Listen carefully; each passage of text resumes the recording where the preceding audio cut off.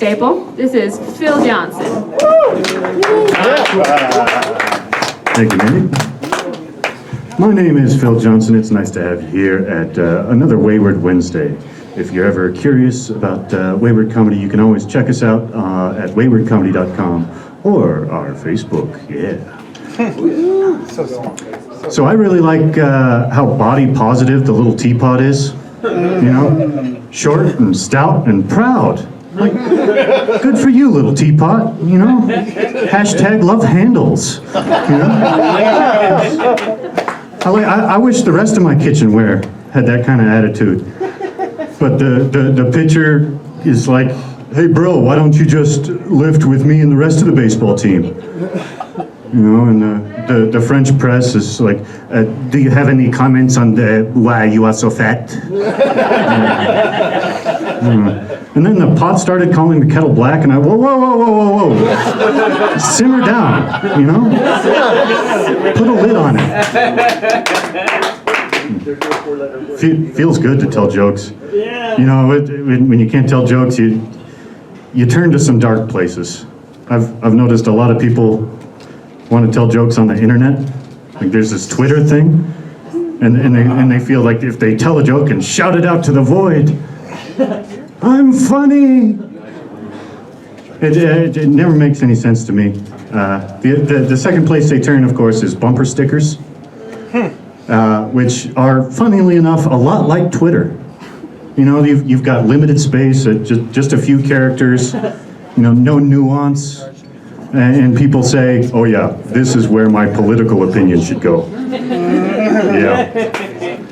You see a lot of memes on bumper stickers, you know, my other car's in the Arroyo. I just got that one. Sometimes you see right below their turn signal, you know, people have their virtue signal. Like, loving kindness is my religion. Okay. Or I really like you've seen this one, the coexist, except all the letters are different religious symbols, you know, trying to bring together all various religions in one perfect harmony. And when you see that bumper sticker, you know that this is a person who is happy to talk to you anytime at great length about how much they hate Scientology. Fairly interesting. I actually saw a Yelp review as a bumper sticker the other day. I didn't know they could do this. It was a bad review. It was a one-star review. Clearly, this product hadn't worked. It was a review for male enhancement, and you know it clearly hadn't worked. The review just said tap out. And then there were two Monster Energy drink stickers next to it. Man, if you want male enhancement, get your vaccine. Yeah, exactly. I'm serious, which is tough because it sucks to get to go through the whole process. It felt like online dating. It really did. You go to the website, you fill out a little profile. You know, here's how old I am. And you get to the job part. I'm not saying you lie, but you know, you make it look more appealing. And then after that, you just wait. You wait for a while. Keep checking the website. Any updates? Maybe some of your friends start getting in, like, oh, you and Moderna, huh? They say anything about me? No, the reason I ask is that, you know, Pfizer used to send me emails 5 times a day talking about how they want to give me a 4-hour boner. What happened? What happened?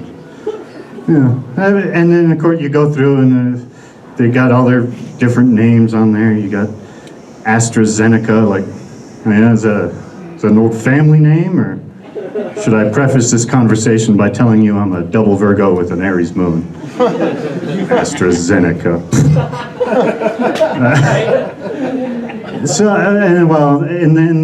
You got the two-shot folks, which are, you know, they're taking it slow.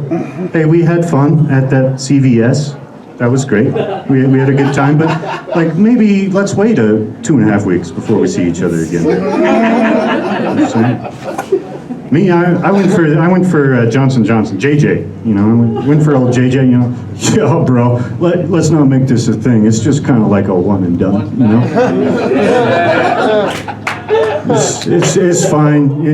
Look me up if you need like some hand cream or something. Good old JJ. You don't call, you don't write.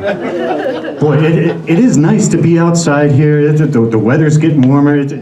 This time of year, it happens every year. I start feeling like the bad guy from Silence of the Lambs. You know, the weather gets warmer and I'm like, ooh, skin, dresses. Yeah, would you fuck me? Yeah, probably. I'd fuck you. Yeah, I start giving people advice, you know, on sunscreen, like it puts the lotion on its skin. It's good. But that's just because I think I relate more to villains in movies than I do to protagonists, like Finding Nemo.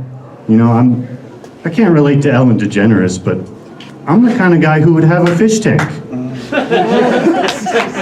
It's, Bond villains.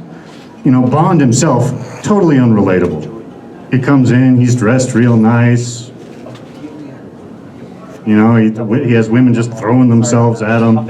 He doesn't know anything. Like, Bond villains, though, I can relate to that. Like, I got a big fluffy cat. Yeah, I hang out with a bunch of guys who are just, you know, slightly disfigured. I'm just trying to save the world here, people. I don't know what you're doing. You know the villain I relate to the most out of anything is the villain from the Never-Ending Story. You know, the Nothing.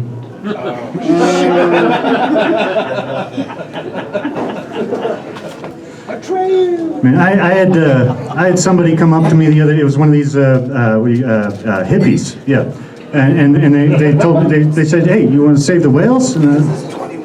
Save the whales on their cell phone bill? How am I whales savings? I don't know, but I did come up with a way to do it. I now have a more affordable whale cell phone plan. You know, because I couldn't believe that they would blow their whole check on it had to be some kind of fluke, right? And I understand that they needed some bailing out.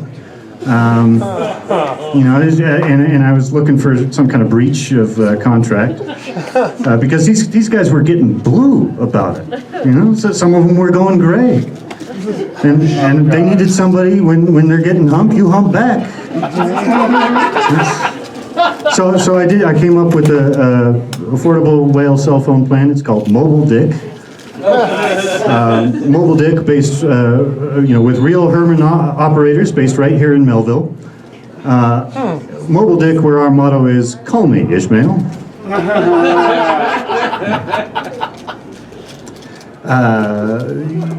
on. I had a... Oh, well, sure. Let's end with an oldie. Ever since I was growing up, I always wanted to be a carpenter. You know, I wanted to build furniture. I wanted to build chairs. But because I'm a leprechaun, I wanted to build magic chairs. Chairs that, when you sat in them, they bestowed great fortune upon you. But the problem was that thieves kept breaking into me workshops.